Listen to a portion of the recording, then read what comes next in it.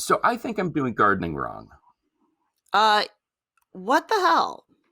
So Brian May, did he Yeah, tear his buttocks? What was I, the? I I think so. But here's my question. I mean, I have lots of questions, I'm just going obviously. to Google Brian May garden. I didn't even Google buttocks, so CNN says Brian May hospitalized after injuring buttocks in quote overenthusiastic gardening incident. Okay, but was he like, I mean, what was he actually doing? Because how do you get over enthusiastic gardening? Was Right, he like, exactly. was he trying to do the perennium sunning thing? Was he doing that? I don't. Was he reaching for his diet ginger ale? What was he doing? Right, I don't know.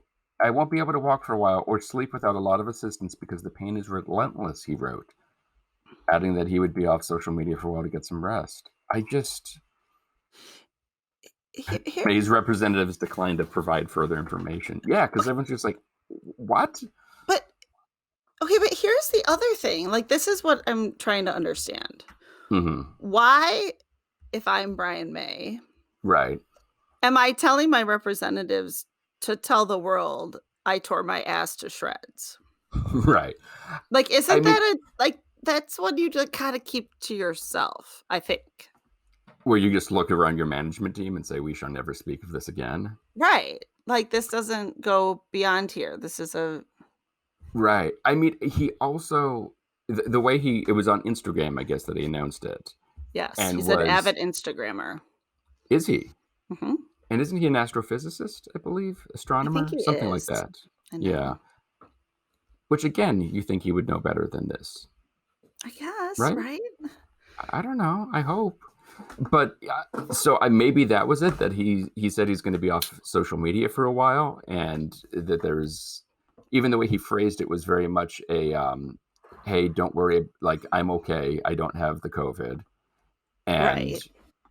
but here's what's happening, here's why I'm going to be off Instagram, because I will be heavily sedated and repairing my torn buttocks. But couldn't you just go as far as say, like, please don't worry, I don't have COVID, but I'm going to be off for a little while because I hurt myself gardening and I just need to rest and recover. And people will Right. think, oh, you hurt your back. Or, I mean, I I'm don't know tending to a why. personal matter. Right. Say you hurt your lower back, Right. your I lower mean, back. it's just a few inches apart. It's just a Yeah, practically. semantics at that point. Yeah, six of one, half dozen of another.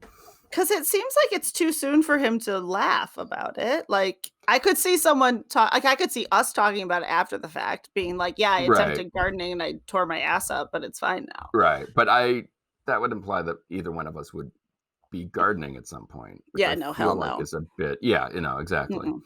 So even that seems out of character. Yes, completely. I just, it raises more questions than it answers, I guess, is part of it. I know. Um, and they just released a new version of We Are the Champions They to need to raise money stop. for Queen, I'm a or just little people need to. I feel like I'm just mad at Brian May. I've been mad at Brian May for a while. Really? What did he do? I well, we Ghost all you, know that or is I'm he? no. Oh, No, I feel that did he tie your mother down? no. Okay, sorry, But I'll let that's you a finish now. hilarious image, by the way. Knowing my mother.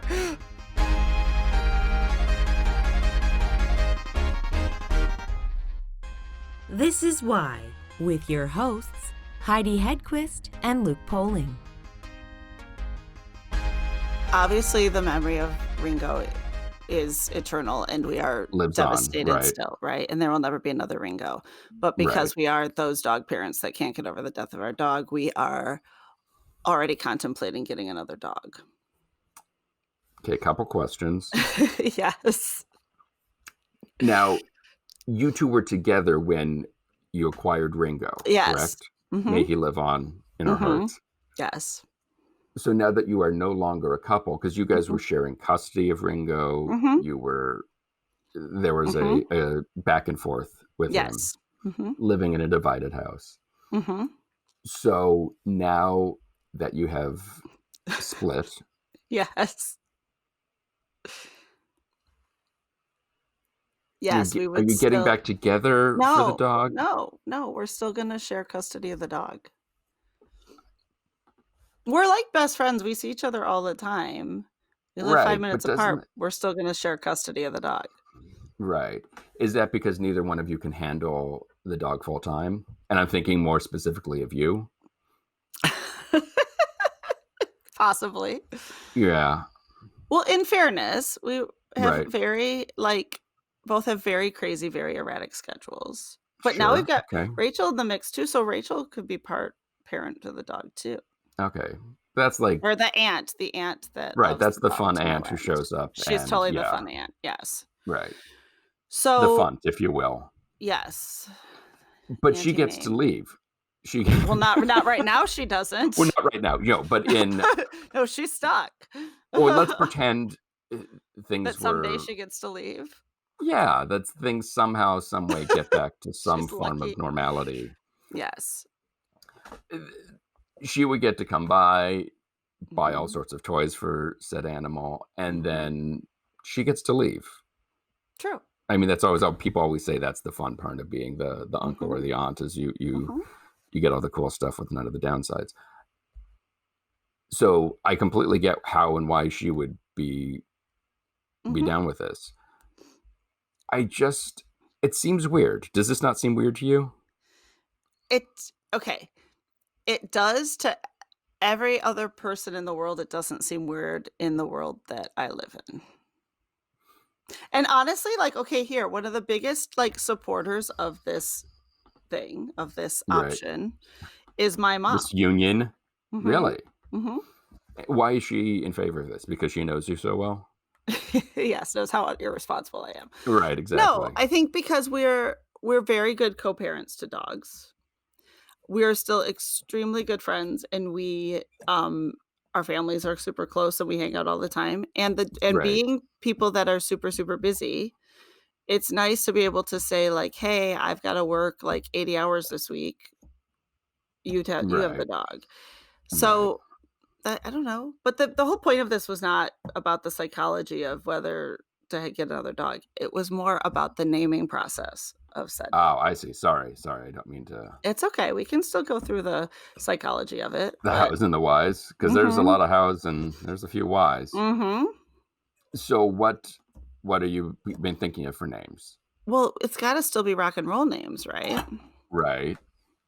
So, David Lee Roth is on the Mhm. table. Okay. That I'm full part name, David Lee Roth? Yes. Oh, yeah, definitely full name.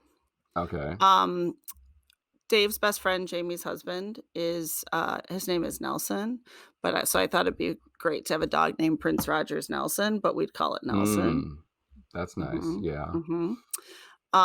For a second there, Starchild. I thought you were advocating naming the dog Dave's best friend, Well, Jamie's we might. husband, Nelson, like, that would Yeah, be yeah, that would actually be hilarious, and weirder than we already are. Starchild is seriously in the running, sure, of course. and Keith Richards is a strong favorite. What about, like, Angus? Okay, so Angus was always my top dog name Yeah, for that's a good years. dog name, right, It was always gonna either be Angus Young, but Angus Young, for some reason to me, was an English Bulldog, which doesn't look like Angus Young, but felt like an Angus.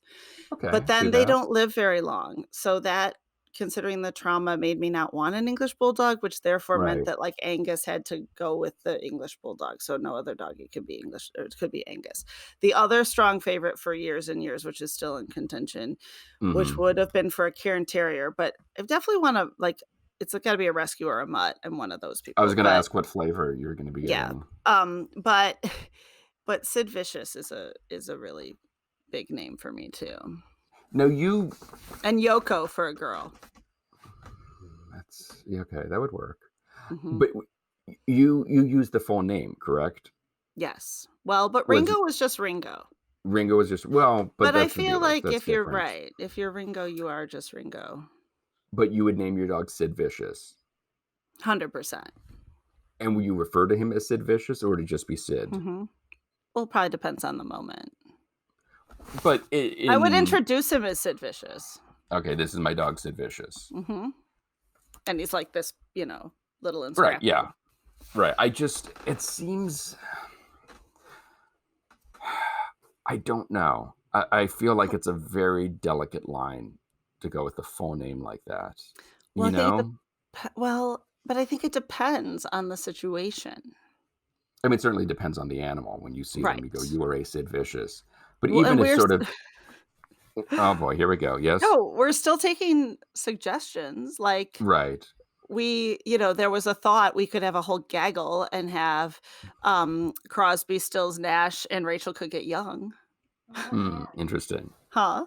But oh yeah, Rachel wants Nash. So Rachel would get Nash. Oh, Young would have to be a Jesus. cat or something. Right. Yeah. Lindsey Buckingham. I mean, you can have a dog named Lindsay, but you could have a dog named Lindsey Buckingham. When you go to the doctor, the file would say It Angus says Young. Hedquist Hochstein. Angus Young, Hedquist Hochstein. Oh, man.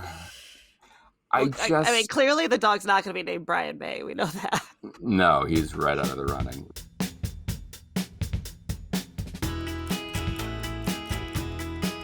So Effin Birds is not your first internet creation, if that's the right word? No, yeah, it's not. So I always tried to do things, but the first thing that I did that had any success was really accidental. I had gotten very sick and I couldn't do my job. I had lost my voice entirely. I couldn't speak for about 4 months, which is really tough because I talk a lot. And my one of my coping strategies, because I started spiraling into this little I got really depressed because I couldn't talk and I couldn't do my job, and so I was at home not communicating with people, and I started watching 60s Batman. And I really I dove into it head first and I really enjoyed it. And I started spotting this amazing running gag that everything in the show is labeled, but not in a useful or helpful way. Batman will shout, "Quickly, Robin, to the giant lighted lucite map of Gotham City," and they will all run to a giant map that is labeled "Giant lighted lucite map of Gotham City" across the top of it. And so I was watching them, and I would occasionally stop and screenshot and post to my Twitter account, like another one of these labels. And people started giving me a hard time about it. They were like, we know you're going through some stuff, but why are all your tweets about Batman? And so I was like, I'm just going to give it its own Twitter account and let it be its own thing. And then suddenly it got, very popular. And it was surprising how quickly it just sort of tore around the internet. And it always made me feel a little guilty because it wasn't anything that I was really doing. You know what I mean? It's somebody else's joke from 50 years ago. And I'm just Right. putting a little spotlight on this amazing old joke. And it got a lot of traction. And I used everything that I learned from how it was popular and why it was popular to make new things. Does that make sense? Yeah. So what was it that you feel like was the thing that made that so popular?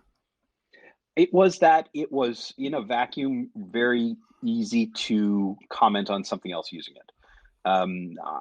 Things like when I posted the one of Batman and the hypermetric lie detector, because it's got this big thing that says hypermetric lie detector with a big red light on top of it. Of course. If you post that at exactly the right moment, it becomes one more part of the conversation on Twitter. And so it was learning how to, maximize the impact of just posting a 50-year-old joke. Because if you're sort of paying attention and taking the temperature of Twitter, or Instagram or whatever other social platform, and you join into the conversation by sort of slyly commenting on it, it goes real big. There was I used all of the stuff from the episode where Batman runs against the Penguin for the mayorship of Gotham City during the American election. There was so much. It was so ripe for that. And it needed commentary. Yes. So, Yes. Yeah. And then so after that came Swear Trek, or was there something else in between that? Yeah. I don't know, was there anything? There certainly wasn't anything successful after that, and there were a lot of different ideas in there. And there's a bunch of them that I'm sure I'm going to come back to at some point. But yeah, Swear Trek was the next one that hit, and it's me rewriting dialogue for Star Trek and replacing it with like my inner tortured monologue, my frustrations, my things that I hate. And it was fun because it's fun to try to write dialogue for characters that exist and have a lot of history, and to get the nature of their dialogue right while sort of twisting it and fitting it into this joke of Swear Trek, of adding curse words and frustration and the kind of anger you don't see in the Federation. Right. And is Spock easier or harder to write for with that because of the lack of Spock is emotion? or can you just project anything onto that blank face? No, I think it's pretty easy because you just have to get the tone of it right. Because you got to remember, Spock has emotions, but he's hiding them, and so you just have to find the the way that a Vulcan would logically explain his frustration, and then my favorite ones, the one that really like that made Spock and Swear Trek make sense for me is from the animated series where he's just looking at his tricorder and he has this. I love the animated series because the expressions don't change because it's such cheap animation, and so Spock is just stone faced looking at this tricorder. His eyes don't move, his body doesn't move, just his lips move, and I have him say, "This entire planet is bullshit." And like that was the one that did it for me. It's like, okay, I get this, I get how to write this. I found I actually won at auction the animation cell from that scene of the original series of the animated series. Yeah, it was so thrilling that it came up, and I was like, this is expensive, but I should own this. Yes. This is important to me in my life. Yes. So it was meant to be. It was fate. Exactly. It was fate. Yes. I totally support that purchase. So how did the birds come to be? So I was trying to figure out, Swear Trek was becoming very popular, and I was trying to figure out what would be Swear Trek, but I don't want to say better, but I sort of was making a list of what was good and effective about Swear Trek and what my headaches were with Swear Trek. One of the biggest challenges, of course, is that I do not own or control any of the rights to Star Trek, right? I'm not CBS or Paramount or Viacom or whoever it is now, Nickelodeon, or I'm not one of those organizations. I don't own any of the rights to Star Trek, and so that does make it difficult to do anything beyond the joke on Twitter. I also found out very quickly that I hate the animated GIF format a lot. Oh, too. Yes. It's awful. Like it's hard to make. I just like anybody listening who thinks maybe they want to make GIFs, don't. Find some other way to do it. They're horrible. Yeah, so I was very I wanted to do something where I could control the rights, where I didn't have to make animated things, where I could put together a production pipeline that was faster because Swear Trek is painstaking to make. I was thinking of all of these things and making this list, and I got a spam email offering me 6 gigabytes of bird stock art for $20. And I was looking at it, and I was like, this could be the solution to my problems. And along the same, right around the same time, I was working on a project for somebody else that didn't end up happening. I had been approached by a big media organization to do essentially Swear Trek, but for their library of content. And I'm sad that it didn't happen. I have some very funny tests that can never, see the light of day, unfortunately. They had asked me for other pitches, and I pitched them a whole bunch of things. And I pitched them something that was essentially Effin Birds, but with content related to their brand. And they hated it. They hated it. And I felt really bad about it for a couple of days. And then I thought about it, and I thought, well, maybe they're wrong and I'm right, because the reason they're asking me for these things is because they were struggling with their social media presence. And so I thought, well, what if I spend this $20 and I get these birds and I just put it together and I show these guys, hey, it's a good idea. Maybe they will either then reevaluate their thoughts on that idea, or maybe will one of the other things I pitched to them they'll be more inclined to do. And instead, it became my day job because it was more popular than their brand within a week.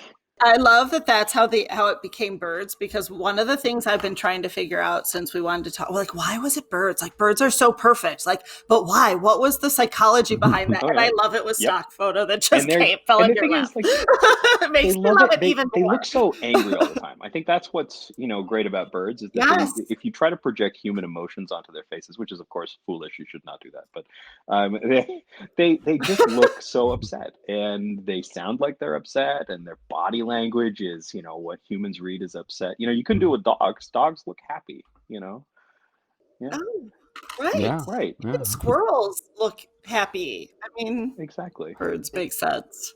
How many images of the birds that you have do you use? Obviously not 6 gigabytes, or do you have 6 gigabytes of snow owls somewhere?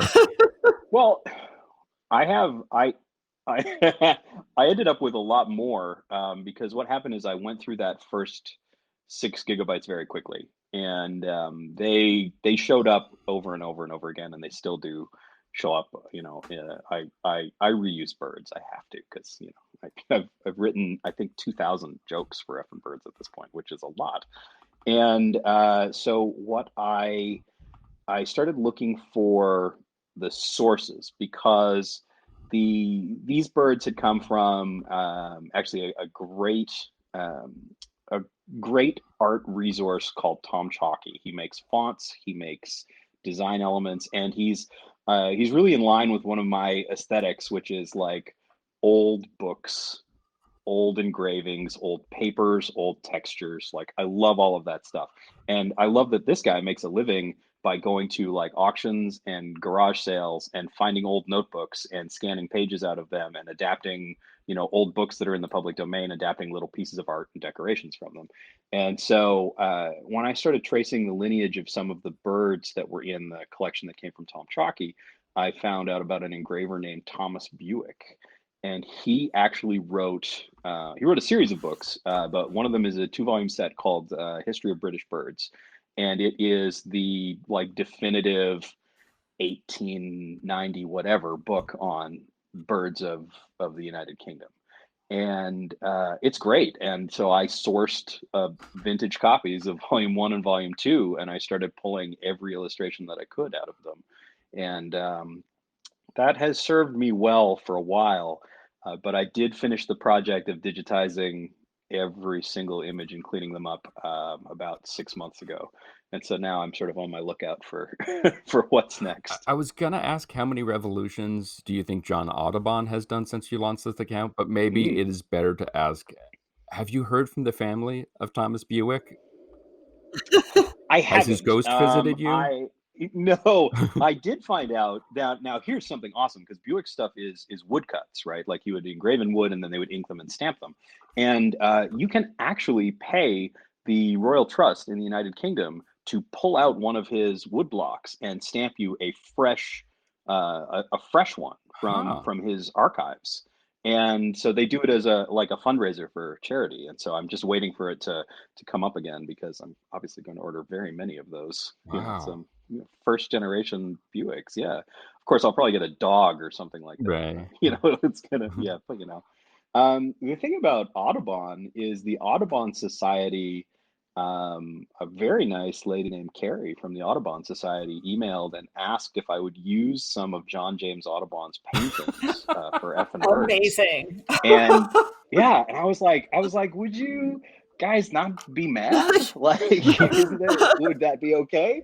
And she was great. She said, well, first of all, it's all in the public domain, so if you wanted to, we couldn't stop you.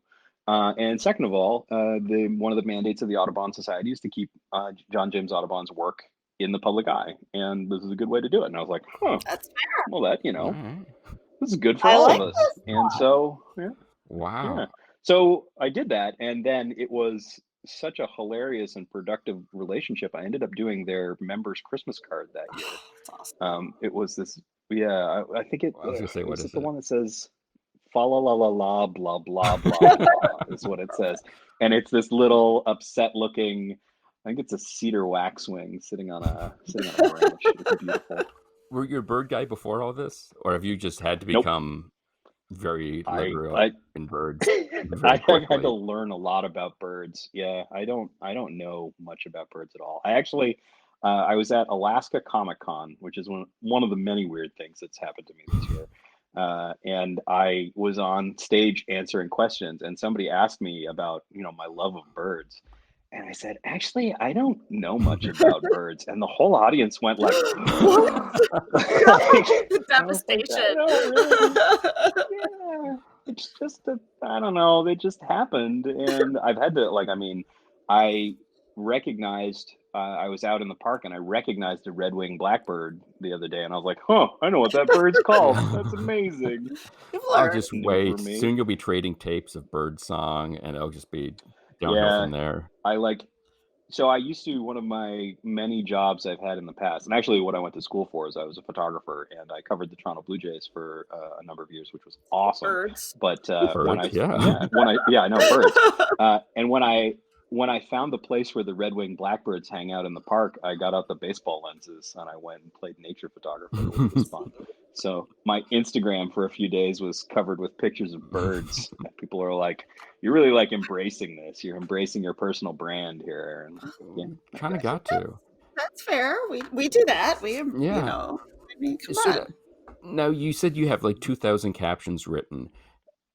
Yes. Are you just sitting there jotting them down while you're watching TV, and then you try to find a bird to match them? How do you are you staring at, a finch and just being like, what is this finch saying to me? It's a Right. feeling. I do both. I do both. I have in my phone there's a note called Effin Birds that I just write down, not necessarily a fully formed caption, but just my feelings about something. Something frustrated me or made me angry or whatever else. I had a strong emotion. So I'm going to write down either how I responded to it or the scenario itself so that I can come back to it and analyze it and mine it for something later. And that has worked out really well for me. I think that if anybody else looked at my phone, they would think that I'm perhaps a serial killer or something because it's like this very angry note. I'm actually going to open it right now and see what it says. Let me Just find close it this before note. you leave the house so you don't want to get hit by a car Yeah. and then have somebody. That's Yeah. exactly it. So if somebody Somebody opens it finds and it's what it. they open to. Yeah. That's okay. So yeah, here's the words at the top of the list right now because what happens is I also delete stuff from the list as I use them. Hmm. And so it says impermanence, stop pretending, unanimous, overlord, vindictive, hijack, keep away, loathe, contempt, special place in the history of, cannot, it was something. Perhaps you should have come to work sober. I've written that one down here. That's amazing. Yeah. And so many ways this could have gone. Please share your experiences. The best option? Question mark. Oh yeah, it's gonna be. Can we have a break from clusterfucks? That's from last Ooh, I week. like Yeah, so that's that. Yeah, and so and I can't remember what normal was like as the last thing on this list, which is too sad. Yeah. But so what'll happen is I will look at that list and I'll start opening up these pictures of birds because I sort of have them in piles of who should be used next. Because I mean, you don't want to have a day where it's all chickens or anything like Heavens, that. no. And yeah. People comment on it. People are like, "Oh, 3 songbirds in a row. What's going on?" You feeling okay? I don't know that they're. I don't even know what they are. They're the little ones that are in the trees. They're Yeah. So adorable. they are. I really like them. So I sort of I look at the list and then I look at the birds, and sometimes I've looked at the list and I thought, oh, here's my caption. What bird is the right, emotional state for this? But more often than not, what I'll do is I will look at the list and sort of ingest it, and then I will just start opening up the pictures of birds and seeing what they, I stare into their eyes and try to let them tell me what to write down underneath them. And so, it's sort of I approach it from both ends at the same time. Do any of the birds write themselves? 'Cause the owl's got to be Oh, oh easy, yeah. right? That owl that says "fuck off" with that shit Yeah. was like Yeah. he was from the original stock art package. He was the owl that was the sample image. and I opened the email and I saw this owl and I immediately thought, oh, fuck off. I was like, yes, Perfect. yes, this is the thing. This is the guy. Yes. So that's why he's my mascot. Like, he's on everything. He's on the letterhead. He's on the. I made myself I a was gonna say, letterhead. you have letterhead. And then, oh yeah, I have to. I also have my coat of arms. Actually, Oh, a coat of I don't arms. know. I have. Lord. Yeah. Coat So of arms. I made this thing with a cuckoo, and people said, "Geez, that looks like a coat of arms." And so I made a shield and all this other stuff. And then at the bottom there, that's the little coat of arms. And what it says is, "Futurendi gratia," which is, I had a team of Latin scholars debate for about a week, and they figured out that is the best translation possible of "for fuck's sake" in Latin. So That is yeah. wonderful. So I use that if I have to write a letter to somebody. I just, that's at the top of the page, and then I write on it. It's great. So when you first looked at that owl, did you have Yeah. any comprehension that it would turn into this? No, I thought I was like gonna show these guys from the media organization that I was actually really smart and they should hire me for this $5,000 contract job. Amazing. It's like, yeah.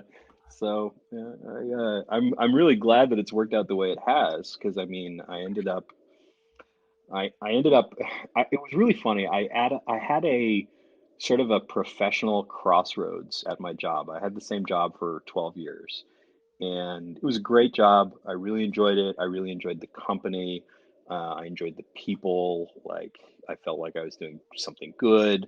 And what happened though is they started to become a little uncomfortable with my online presence, which makes sense, because it was aggressive and rude.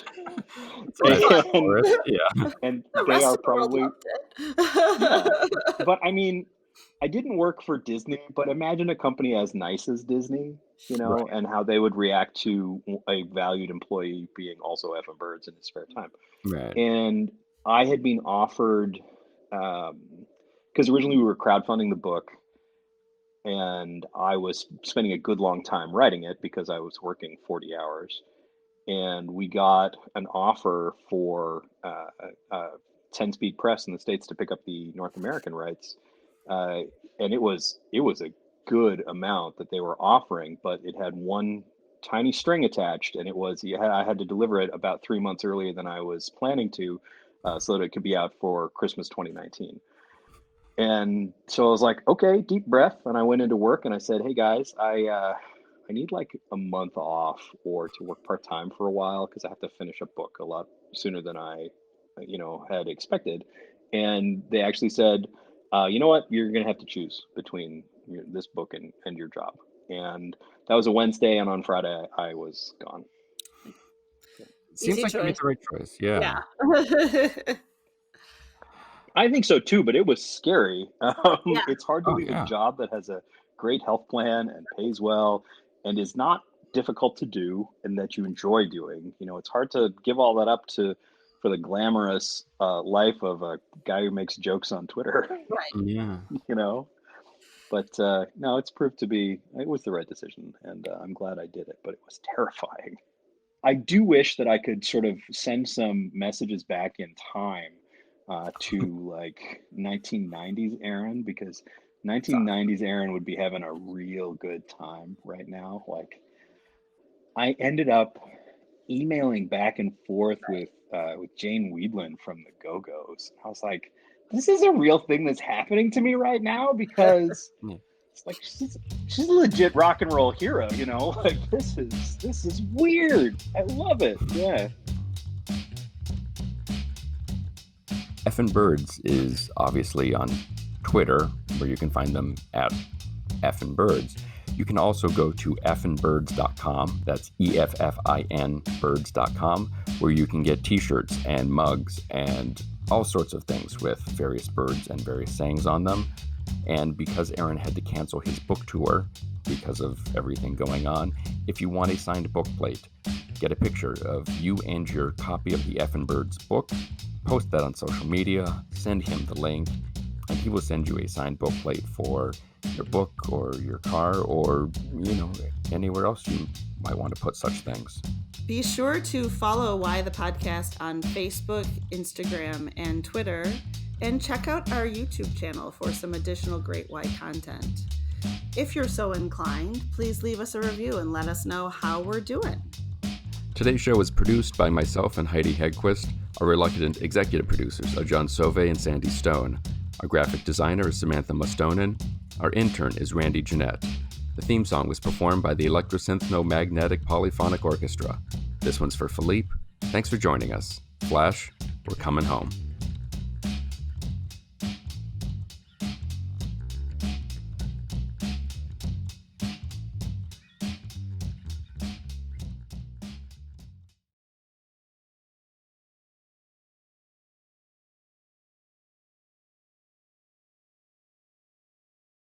Nigel, is that you?